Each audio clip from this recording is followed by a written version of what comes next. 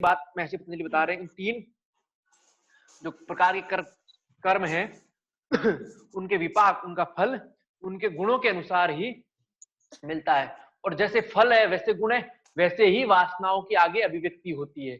उसी प्रकार के कर्म संस्कार जीवन में प्रकट होते हैं। तो पुण्य वाले के लिए अच्छे कर्म है, अच्छे फल मिलते हैं, फिर पुण्य कर्मों की वासना उससे प्रकट होगी। पाप वाले के भीतर पाप वाली ही प्रकट होगी, ऐसा बोल रहे हैं। फिर आगे बोल रहे हैं, जाति देश काल व्यवहितानाम अपि अनंतरियम स्मृति संस्कार और एक रूपवात। इसमें भी वही उसी बात को बता रहे हैं। जाति देश काल से व्यवहित हुई वासनाओं का अनंतरियम स्मृति संस्कार एक रूप होने से बनी रहती है। भले जन्म कोई भी हो, ठीक है, देश बदल जाए, जन्म बदल जाए, काल बदल जाए, लेकिन वासनाएं तो विभक्त होगी ही। पुण्य कर्मों की वासनाएं पुण्य रूप में और पाप कर्मों की पाप रूप में। तो कोई बोली आज यहाँ पाप करके अमेरिका चला जाए तो ऐसा नहीं है कि उसके भीतर नहीं रहेगी। वो चीजें देश काल और जाति तीनों से बाधित होने पर भी रहेगी। स्मृति और संस्कार के एक रूप, क्योंकि स्मृति और संस्कार एक ही है सदा, वो परिवर्तन नहीं हो रहा है। अब अनादिता है, तासाम अनादित्वम चास्तु नित्यत्वात्। जीव की वासना है वो नित्य बनी रहती है और अनादिता है। ऐसा कोई नहीं कि आदि आज ये वासना शुरू हुई है, नहीं, वासना क्या है, अनादिता है। स्नेहा बंद करो, म्यूट करो अपना, बस अभी म्यूट कर दीजिए, अनम्यूट है। तो इन वासनाओं की क्या है, अनादिता है, कोई आदि वासना नहीं है, क्योंकि जीव के भीतर नित्य बन रहने की, अपने कल्याण की भावना सदा से रहती है। तो अपने कल्याण की भावना है, तो वासनाएं भी कुछ करने की, कुछ पाने की, ये भी सदा से है। अब ये वासनाओं के 4 आधार कह सकते हो। हेतु फल आश्रय आलम्बन संग्रहित तत्पेशाम भावे तद अभावात। वासनाओं का संग्रह इन 4 कारण हैं, हेतु, फल, आश्रय और आलम्बन। तो वासनाओं का हेतु भी है, वासनाओं का फल भी है, आश्रय भी है, आलम्बन भी है, ठीक है। तो वासनाओं का हेतु, वासनाओं का कारण क्या, अविद्या। स्मरण रखना, हेतु फल आश्रय आलम्बन संग्रहित्वात् तेषां भावे तद अभावात्। ये 4 है तभी वासना है, इनका अभाव है तो वासनाओं का भी अभाव है। तो वासनाओं का हेतु, वासनाओं का कारण क्या, अविद्या है। वासना का फल कर्म जाति आयुर्भोग, जो साधन पाद में पढ़ चुके हैं, ठीक है। आश्रय रहती कहाँ, में रहती है, ठीक है। आलम्बन, तो आलम्बन किसके, तो इंद्रियों के माध्यम से। तो इंद्रियां ही इनके आलम्बन, इंद्रियों के माध्यम से वासनाएं काम करती है। आश्रित चित्त के हैं, फल इनका जाति आयु और भोग है, हेतु अविद्या, अविद्या है तभी वासनाएं, अविद्या खत्म तो वासनाएं स्वतः नहीं है, क्योंकि अशुक्ल अकृष्ण की कोई वासना होती ही नहीं है। अतीत अनागतम स्वरूप तो अस्तित्व भेदात धर्माणाम। अतीत अनागत स्वरूप से अद्भेदात धर्माणाम, काल से धर्मों का भेद होता है। भूत भविष्य में रहते हुए भी काल से धर्मों का भेद होता है। 2 धर्म काल के अनुसार परिवर्तित हो जाते हैं। अभी घड़ा है, पहले मिट्टी थी, अभी घड़ा है, बाद में ठीकरी बन सकती है। इसलिए काल के भेद से धर्म में भी धर्म परिणाम बदल जाता है, ऐसा महर्षि पतंजलि बोल रहे हैं। अब जितने भी धर्म है वे 2 प्रकार के ते व्यक्त सूक्ष्म गुणात्मन। वे धर्म व्यक्त और सूक्ष्म गुण स्वरूप है। धर्म क्या है, एक तो व्यक्त है, प्रकट होते हैं, एक सूक्ष्म है, बाकी गुण स्वरूप है। क्या है, गुण स्वरूप है, त्रिगुणात्मक है। तो जितने भी धर्म है जो परिवर्तित होते रहते हैं भूत और इंद्रियों के, ये गुण स्वरूप है, त्रिगुणीयमय है, ठीक है, त्रिगुणात्मक है। और या तो व्यक्त हो रहे हैं या फिर सूक्ष्म है, अर्थात छिपे हुए कभी भी प्रकट हो सकते हैं। जैसे मिट्टी में घड़ा छुपा हुआ है, घड़े में ठीकरी छिपी हुई है, ठीकरी में मिट्टी का चूर्ण छिपा हुआ है, रुई के अंदर धागा छुपा हुआ है, वस्त्र छुपा हुआ है। तो इस प्रकार व्यक्त और जो प्रकट हो जा रहा है वो व्यक्त छुपे हुए गुणात्मक और गुण स्वरूप है, त्रिगुणात्मक है। फिर आगे बोल रहे हैं, परिणाम एक तत्वात् वस्तु तत्व। परिणाम की एकता होने से वस्तु की भी एकता होती है। धर्मों का परिणाम एक है तो वस्तु भी एक है। वर्तमान धर्म मिट्टी है तो अभी मिट्टी का ही धर्म है तो वस्तु भी मिट्टी रहेगी। वर्तमान धर्म घड़ा है तो फिर वस्तु भी घड़ा होगा। तो धर्मों की एकता होने पर वस्तु की भी एकता है। धर्म में परिवर्तन हो जाएगा तो वस्तु में भी परिवर्तन हो जाएगा। अब आगे इसको चित्त से संबंधित कर रहे हैं। वस्तु साम्य अपि चित भेदात यो विभक्त पंथा। वस्तु के एक होने पर भी चित के भेद से वस्तुएं अलग अलग दिखने लग जाती है, वस्तुओं का अलग मार्ग हो जाता है। वस्तु एक होने पर चित में भेद होने से,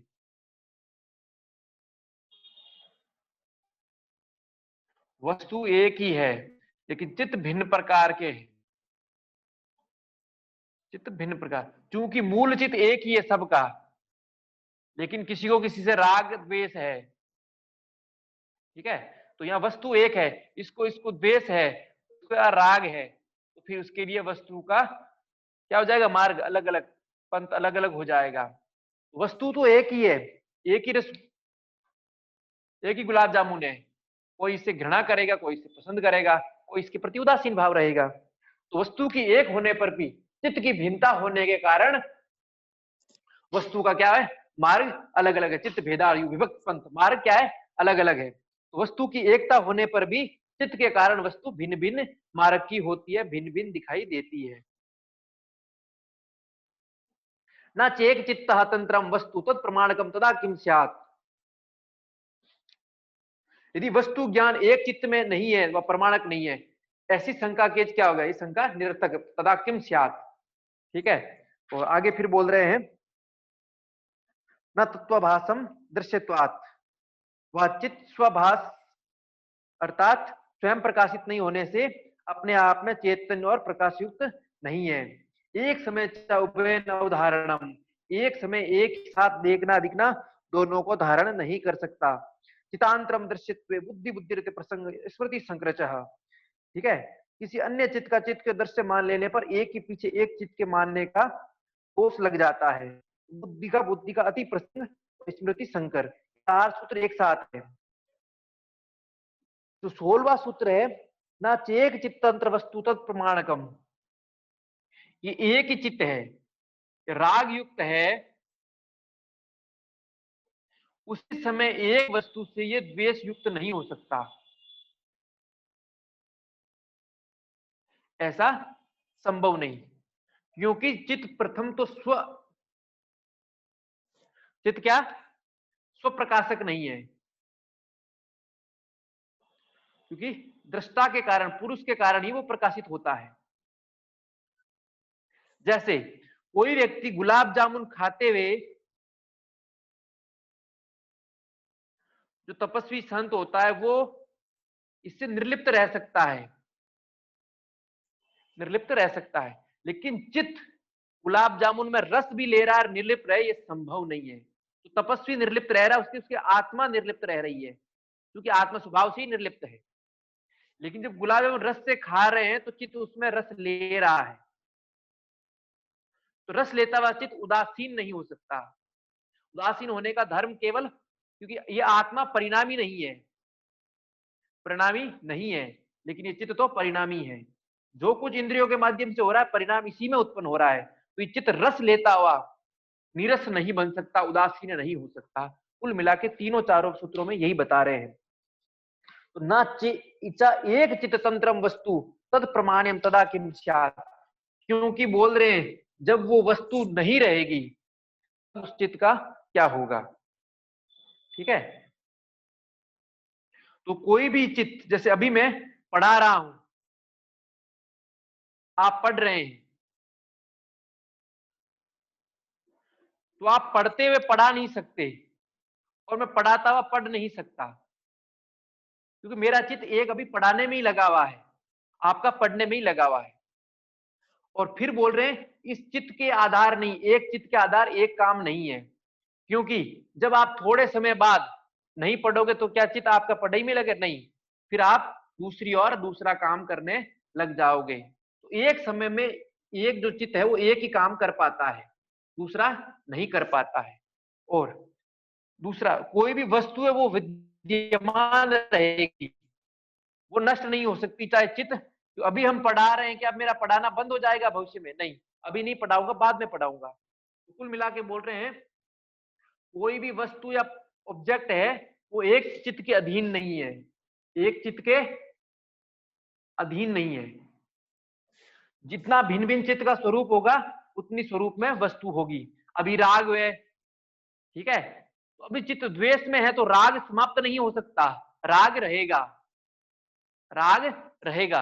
अभी द्वेष में आ गया, उदासीन में आ गया, प्रेम में आ गया, तो ये वस्तु ऐसे नहीं कि चित्त यहां से हट गया तो ये नष्ट हो गया, इनका नाश नहीं होता है, ये स्वरूप से तो रहते हैं, स्वरूप से रहते हैं, लेकिन अब ये चित्त के विषय नहीं रहे। तो एक समय में एक विषय ही चित्त का विषय रहता है, सब चीज साथ में नहीं रह सकती है। यदि साथ में रह जाए तो महर्षि पतंजलि इसको बोल रहे हैं स्मृति संकर है। ये स्मृति, कोई एक व्यक्ति किसी से स्नेह और घृणा नहीं कर सकता, राग और द्वेष नहीं कर सकता। चित्त देखता हुआ ये नहीं कह सकता है कि मैं देख रहा हूं और नहीं देख रहा हूं, वो देख रहा है तो फिर देख रहा है। अभी यहाँ हरा रंग है तो आप इसको ये नहीं कह सकते ये हरा रंग है, हरा रंग नहीं है, तो ये हरा रंग है तो है, नहीं है तो नहीं है। एक साथ एक ही चीज हो सकती है, दूसरी नहीं, क्योंकि चित्त क्या है, दूसरे के प्रकाश, आत्मा के प्रकाश से ही परिणाम उत्पन्न होता है, स्वयं का परिणाम नहीं है। यदि स्वयं का परिणाम होता तो वो एक चीज अलग हो सकती थी कि निर्लिप्त रहे, वो देखता हुआ भी उसे कोई फर्क ना पड़े। चित्त एक समय में एक साथ देखना और दिखना दोनों को धारण नहीं कर सकता है। एक समय च उभयन अवधारणम, एक साथ दो धारणाएं एक साथ नहीं बना सकता है 20वें सूत्र में। ना तत्व स्वाभास दृश्यवत, 19वें में बोल रहा है स्वाभासम स्व प्रकाशित नहीं है। 18वें में बोल रहे हैं यदा ज्ञातश्चित्त वृत्ते तत्प्रभो पुरुषस्य परिणाम, जब चित्तवृत्तियां ज्ञान की विषय होती है तो अपने स्वामी चित्त के अपरिणामी होने के कारण ही वे ज्ञान के विषय होती हैं। अर्थात चित्त के अंदर जो वृत्तियां आती है वो उस पुरुष के प्रकाश से ही आती है, और पुरुष अपरिणामी होता है, परिणाम केवल चित्त में ही उत्पन्न होती है। तो जो भी प्रमाण वृत्ति है, प्रत्यक्ष है, विपर्य है, उसमें चित्त में ही हो रही है, पुरुष में नहीं हो रही है, और उस प्रकाश पुरुष के कारण चित्त में हो रही है। विपर्य होते हुए प्रत्यक्ष नहीं हो सकता, ठीक है। विपर्य में प्रत्यक्ष, क्योंकि प्रत्यय और विपक्ष एक विपर्य एक साथ नहीं हो, विपर्य में मिथ्या ज्ञान है और प्रत्यक्ष में सीधा ज्ञान है, तो दोनों एक साथ नहीं हो सकते हैं, बस यही कहना चाह रहे हैं। यदि ऐसा होगा तो ये स्मृति संकर है, तो ये फिर रोग है, फिर क्या है, रोग है।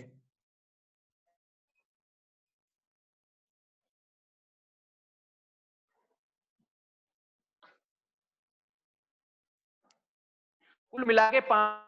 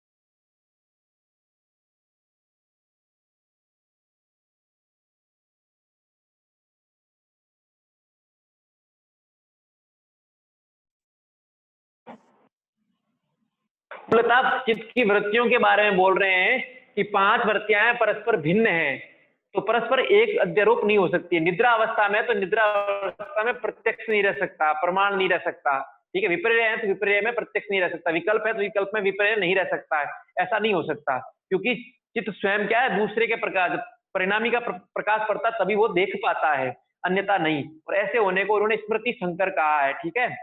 और बुद्धि का बुद्धि से अति प्रसंग, चित्त का चित्त से अति प्रसंग, जो कि संभव नहीं है, ठीक है। रस्सी में रस्सी और सांप दोनों नहीं देख सकता है, तो सांप देखेगा या रस्सी देखेगा, ठीक है। निद्रा में निद्रा लेगा, ज्ञान अनुभव नहीं कर सकता है, ज्ञान अनुभव कर रहा है तो फिर वो स्वप्न है, निद्रा नहीं है, या फिर प्रत्यक्ष देख रहा है, या फिर अनुमान लगा रहा है, इस प्रकार इन्होंने कहा। अब फिर आगे बोल रहे हैं 22वें में, चितेर अप्रति संक्रमाया तद आकार आपत्तौ स्वबुद्धि संवेदनम। अब पुरुष को ज्ञान कब प्राप्त होता है, तो बोल रहे हैं पुरुष की चेतन शक्ति, चितेर, चित्ते, यहाँ पुरुष की चेतन शक्ति को उन्होंने बोला अप्रति संक्रमाया, जो क्या है, क्रिया रहित और परिणाम रहित है, तदाकार पतऊ स्वबुद्धि संवेदनम, स्वबुद्धि यहाँ चित्त के लिए हुआ है, तो अपनी चित्त के संवेदन, चित्त के ज्ञान के कारण वो वैसा दिखता है।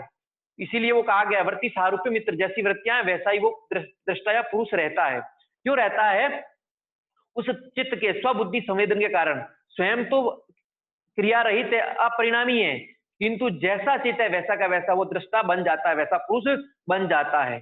ठीक है, तो जो पुरुष की जो चेतन शक्ति है क्रिया और परिणाम रहित होने के बाद भी तदाकार पत्तौ, वैसी ही स्थिति ग्रहण कर लेता है जैसा उसका चित्त देखता है। ठीक है, तो पुरुष चित्त के अनुरूप प्रत्यय अनुपस्थिय पहले भी आ चुका है। दृष्टा क्या है, स्वरूप दृष्टि मात्र शुद्ध, लेकिन प्रत्यय जैसा चित्त है वैसा ही, तो चित्त जैसा ही बन जाता है, ऐसा महर्षि पतंजलि बोलते हैं।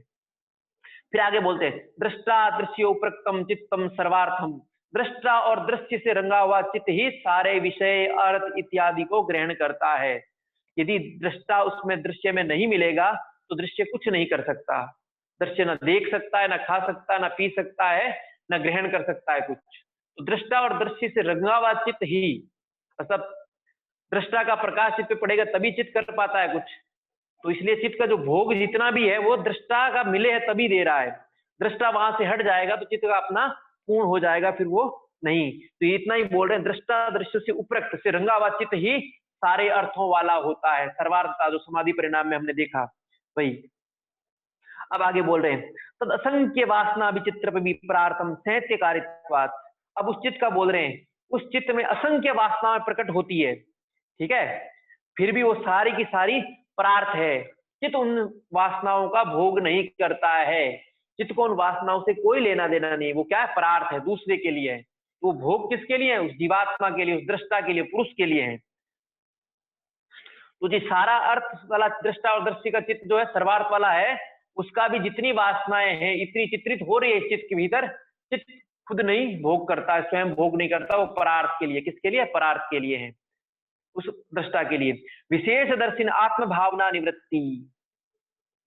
अब ये जो ज्ञान हो जाता है कि विचित नहीं है, परार्थ आत्मा के लिए है, तो ऐसा विशेष दर्शन, ऐसा होने के बाद जो व्यक्ति विशेष दर्शी की ओर जा जाता है उसकी आत्म भावना निवृत्ति हो जाती है। जो ये सोचता है मैं कौन हूं, मेरा उद्देश्य क्या है, मेरा लक्ष्य क्या है, ये सब जो व्यक्ति विशेष देख लेता है अर्थात विवेक ज्ञान की ओर चला जाता है, उसकी आत्म भाव की भावना निवृत्त हो जाती है, निवृत्त हो जाती है।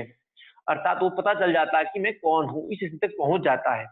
तो जो विशेष दृष्टि है, तो ये प्रश्न आ सकता है यहाँ, आत्म भावना किसकी निवृत्त हो जाती है, तो विशेष दृष्टि की, जो विशेष देखता है। विशेष मतलब बहुत विशेष, जो आत्मा को अनुभव करता है, वही विशेष दृष्टि यहाँ है। ठीक है, तो विवेक ज्ञान का ही लगभग है। आगे और बता रहे हैं तदा विवेकम निम्नम केवल्य प्राग भारम चित्तम। अब विवेक की ओर झुकावा जो चित्त है वो केवल्य की ओर चला जाता है। आत्मभाव भावना निवृत्त होगी, आत्मज्ञान हो गया तो विवेक ज्ञान आ गया। उस विवेक ज्ञान वाला जो चित्त है वो केवल्य की ओर झुक जाता है, तब केवल्य की ओर चला जाता है। केवल्य शब्द का चौथी बार प्रयोग हुआ है, 3 हो चुका है, ये चौथी बार। कुल मिला के केवल्य शब्द 5 बार प्रयोग होता है, केवल्य की परिभाषा 4 बार आती है। तो आत्मभाव भावना निवृत्त होगी विशेष दर्शन के द्वारा। अब विवेक ज्ञान आ गया। ठीक है, वो विशेष दर्शन विवेक ज्ञान ही था। अब विवेक ज्ञान से झुकावा जो चित्त है वो केवल्य की ओर अभिमुख हो जाता है। चित्त किधर की ओर चला जाता है, केवल्य की ओर। अब चित्त केवल्य की ओर चला जाता है, फिर बोल रहे हैं तच्छिद्रेषु प्रत्यंतराणि संस्कारेभ्यो। उस केवल्य की ओर अभिमुख हुए चित्त के भीतर कुछ ना कुछ छिद्र आ जाते हैं, व्युत्थान आ जाते हैं, चित्त के विक्षेप अंतराय आ जाते हैं। और वो क्यों आ जाते हैं, प्रत्यंतराणि, दूसरे, उसके बाद में दूसरे प्रकार के संस्कारों के ज्ञान से। क्योंकि सारे संस्कार अभी नष्ट नहीं हुए हैं, तो नष्ट नहीं हुए तो वो संस्कार जब जब उत्पन्न हो जाते हैं तब तब उसमें छिद्र उत्पन्न हो जाते हैं, तब तब व्युत्थान की वृत्तियां, संस्कार उत्पन्न हो जाते हैं। तो छिद्रेषु किसके कारण आते हैं, संस्कारों के कारण, व्युत्थान के संस्कारों के कारण। ठीक है, और केवल्य की ओर कब झुक जाता है चित्त, केवल्य को अभिमुख कब हो जाता है, विवेक भार से झुका हुआ, विवेक ज्ञान से झुका हुआ चित्त ही केवल्य की ओर चल पड़ता है। तो विवेक ज्ञान होने वाले को ही आत्म भावना निवृत्त हो जाती है। तो विशेष दर्शन, यहाँ से 2 प्रश्न बन सकते हैं, अभी तक आए नहीं है, तो स्मरण रखना है। तदा विवेक निम्नम केवल्यम, विवेक से झुका हुआ चित्त ही केवल्य की ओर अभिमुख हो जाता है। और आत्म भाव की भावना किससे निवृत्त होती है? तो विशेष दर्शन से या विवेक ज्ञान से, दोनों स्मरण रखना है यहाँ। अब छिद्र आ जाते हैं, क्यों आ जाते हैं? संस्कारों के कारण। केवल्य की ओर झुके होने के बाद भी छिद्र आ सकते हैं। अब इन छिद्रों का क्या करें? तो हानम एशाम क्लेश तद्वक्तम, जिस प्रकार क्लेशों का नाश किया गया, ठीक इसी प्रकार इन छिद्रों को भी नाश करना चाहिए, ऐसा महर्षि पतंजलि बोलते हैं। तो हानम एशाम क्लेशवत उत्तम, ऐसा कहा गया है कि क्लेश के समान ही इन संस्कारों को नष्ट कर देना चाहिए। जब ये संस्कार नष्ट हो जाते हैं छिद्र वाले, तब केवल्य के अभिमुख, तब उसको कुछ मिलता है, और वो जो मिलता है वो कहते हैं प्रसंख्याने अपि अक्षिदस्य सर्वथा विवेक ख्यातिर धर्म मेघ समाधि ही। तो फिर उस योगी का चित्त प्रसंख्यान की अवस्था में भी विरक्ति भाव में रह जाता है। अकुशिदस्य मतलब अऋण, ऋण, कुशिदस्य ऋण को कहते हैं, और यहाँ ऋण रहित हो जाना। तो उस अवस्था में विवेक ज्ञान है वो क्या करता है? सर्वथा विवेक ख्याति आ जाती है। प्रसंख्या, विवेक ज्ञान जो अनुभव हो रहा था उसमें विरक्ति आ गई, वैराग्य आ गया। विवेक ज्ञान में लालच नहीं रहा। विवेक ज्ञान में जो वैराग्य आया तो फिर सर्वथा विवेक ज्ञान रह रहा। जो आत्म भावना निवृत्त होगी, आत्मज्ञान हो गया, विवेक ज्ञान से केवल्य की ओर अभिमुख हो गया। इस अवस्था में जब वैराग्य आ जाता है साधक को, तब फिर उसकी विवेक ख्याति, विवेक ज्ञान क्या हमेशा बना रहता है, सर्वथा विवेक ख्याति। तो धर्म में एक समाधि कब मिलती है? जब साधक सर्वथा विवेक ज्ञान में स्थित रहता है, सर्वथा विवेक ख्याति उसको विवेक ज्ञान रहता है, तब धर्म में एक समाधि मिलती है। और कब मिलती है? जब योगी का चित्त उस प्रसंख्यान मतलब ज्ञान योग की अवस्था, विवेक ज्ञान की अवस्था में भी वैराग्य को प्राप्त कर ले। उसमें जो छिद्र उठने वाले थे संस्कारों के कारण व्युत्थान, वो नष्ट हो जाते हैं। तो ये लगभग धर्म में एक समाधि केवल्य के निकट की अवस्था है। ठीक है, तो उत्कृष्ट अवस्था है और केवल्य के बिल्कुल निकट की अवस्था है। इसमें छिद्र उससे पहले नाश हो चुका है, क्लेश के समान उनका हान कर दिया गया। हान करने के बाद जो प्रसंख्यान होता, जो विवेक ज्ञान उत्पन्न होता है, उस विवेक ज्ञान में भी आसक्ति रहित हो जाता है, वैराग्य आ जाता है। तो विवेक ज्ञान हमेशा बना रहता है। विवेक ज्ञान के हमेशा बने रहने की अवस्था को इन्होंने धर्म मेघ समाधि कहा है। ठीक है, अब धर्म मेघ समाधि का फल क्या? तथा क्लेश कर्म निवृत्ति, तब क्लेश और कर्मों की निवृत्ति हो जाती है। क्योंकि विवेक ज्ञान आ गया, विवेक ज्ञान क्लेश का नाश होना ही होना है, और क्लेश का नाश तो कर्मों का भी नाश। तो अभी धर्म एक समाधि में क्लेश, पंच क्लेश और सभी प्रकार के कर्मों का नाश, कर्माशय का नाश हो गया। अब क्लेश और कर्माशय का नाश हुआ तो उसका फल बता रहे हैं। तदा सर्व आवरण मला अपेतस्य ज्ञानस्य अनंत्या ये अल्पम, तब क्लेश कर्म के निवृत्त होने पर सभी प्रकार के आवरण मल से ढके हुए जो थे वो सारे के सारे दूर हो गए। सारे मल, सारे आवरण हट जाते हैं और ज्ञान अनंत हो जाता है। ज्ञान क्या हो जाता है? अनंत, मतलब बहुत ज्ञान हो जाता है। और जो जानने योग्य चीजें रहती है वो बहुत ही अल्प रह जाती है, वो बहुत ही अल्प रह जाती है। अपने यहाँ पूर्ण ज्ञान कहा ही नहीं कभी भी, अनंत कहा है, लेकिन पूर्ण पूरा पूरा संभव नेति नेति, और जानने योग्य अल्प रह जाता है। पूर्ण जानने के बाद भी कुछ ना कुछ शेष रह ही जाता है, इसलिए उन्होंने बोला है जानने योग्य अल्प रह जाता है। अब जब ये हो जाता है तब बोले तथा कृतार्था नाम परिणाम कर्म समाप्ति गुणा नाम, तब चित्त की कृतार्था अवस्था आ गई। जो देखो 7 प्रकार की प्रांत प्रज्ञा भूमि थी, तो 5 चित्त की स्थिति आ गई, कृतार्थता, चित्त की कृतार्थता। तब कृतार्था नाम परिणाम कर्म समाप्ति गुणा नाम, तब कृतार्थ हुए गुणों के परिणाम क्रम समाप्ति हो जाती है। तब जितने गुणों के परिणाम थे वो क्या? प्रतिप्रसव दृश्य का क्या हो जाता है? प्रतिप्रसव। तो तत्कृतार्था नाम, कृतार्थ हुए गुणों के परिणाम समाप्ति शुरू हो जाती है, अर्थात वो लीन होने शुरू हो जाते हैं। अब गुणों के कृतार्थ हो गया, गुणों के जो भोग और अपर वो पूर्ण संपादन हो गया, तो उनके परिणाम जो देना था वो समाप्त हो गया, वो दे ही नहीं सकता, क्योंकि उसने जो भोग और अपर देना था, प्रयोजन था, वो पूरा कर लिया। परिणाम कर्म की समाप्ति हो जाती है। तो परिणाम क्या है वो आगे के सूत्र में बता रहे हैं। क्षण प्रतियोगी परिणाम अपरांत निर्गाय क्रम। क्षण प्रतियोगी, क्षणों की निरंतरता में से एक के पीछे दूसरा क्षण, ये क्षण की विशेषता, प्रति क्षण घटित होता रहना। तो जो क्षण प्रतियोगी का है, प्रति मिनट या प्रति सेकंड जो घटना घटित हो रही है उसको क्षण प्रतियोगी कहा है। तो क्षणों की निरंतरता में से प्रतिक्षण घटित होने वाली, आरंभ से अंत तक समाप्त होने वाली जो परिणाम थे गुणों के, वो सारे के सारे क्रम के अनुसार समाप्त होते हैं। तो बोल रहे हैं क्षण प्रतियोगी परिणाम अपरांत निर्गाये क्रम, अपरांत यानी आरंभ से अंत तक। तो क्षण प्रतियोगी, क्षण जो घटित हो रहे थे प्रतिक्षण गुणों के परिणाम के अनुसार, वो अब समाप्त। क्रम क्या है? प्रतिक्षण जो घटित हो रहा है प्रारंभ से अंत तक, वो क्षण कहलाते हैं। तो महर्षि पतंजलि के अनुसार क्षण क्या है? तो क्रमानुसार, क्रम के अनुसार प्रतिक्षण प्रारंभ से अंत तक जो घटित होना है वो क्षण कहलाता है। पिछले में प्रश्न आया था तो कई लोग इसमें वो हो रहे थे। तो प्रतियोगी मतलब जो प्रतिक्षण हमेशा नित नित घटता रहता है, प्रति सेकंड। जैसे मिट्टी से घड़ा बनना, रुई से कपड़ा बनना, घड़े से ठीकरी बनना, तो प्रतिक्षण जो घटित हो रहा है वो क्रम है। तो क्रम क्या है? प्रारंभ से अंत तक जो होने वाली घटना है उसमें जो निरंतर चलित रहना अवस्था है वो क्षण है, और वही क्रम है। क्षण के अनुसार ही क्रम होता है और क्रम से ही क्षण घटित होता है। कभी भी 3 के बाद 5 नहीं आ सकता, 4 आएगा ही आएगा। कुल मिला के इतना ही बोल रहा है।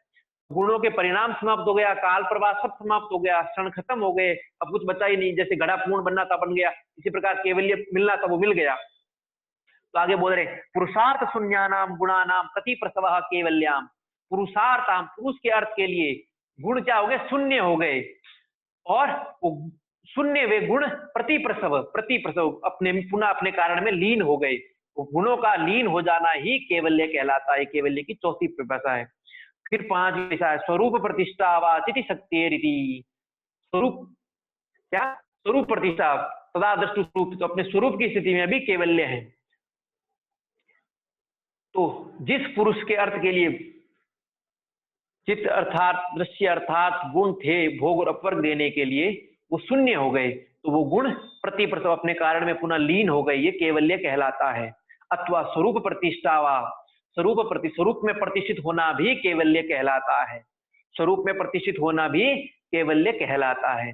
और ये चिति शक्ति का यानी उस दृष्टा का, उस चिति शक्ति पुरुष का, उस चेतन तत्व का केवल्य है। इस प्रकार योग सूत्र पूर्ण हुआ। योग सूत्र पूर्ण हुआ। तो पुरुषार्थ के लिए पुरुष अर्थ उसके हेतु के लिए शून्य हो गया। क्या? भोग प्रयोजन, शून्य अर्थ प्रयोजन भी आ सकता है, उद्देश्य भी, तो शून्य हो गए। तो वो गुण कहां चले जाएंगे? प्रति प्रसव में। ये केवल्य है। स्वरूप में प्रतिष्ठित हो जाना, तथा दृष्टि स्वरूप अवस्थान, तो भी केवल्य है। तो केवल्य की 5 परिभाषाएं होगी स्वरूप प्रतिष्ठा समेत।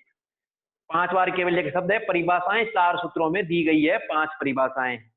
इस प्रकार योग सूत्र अपना पूर्ण हुआ। इसमें कुछ पूछना हो तो पूछ सकते हो।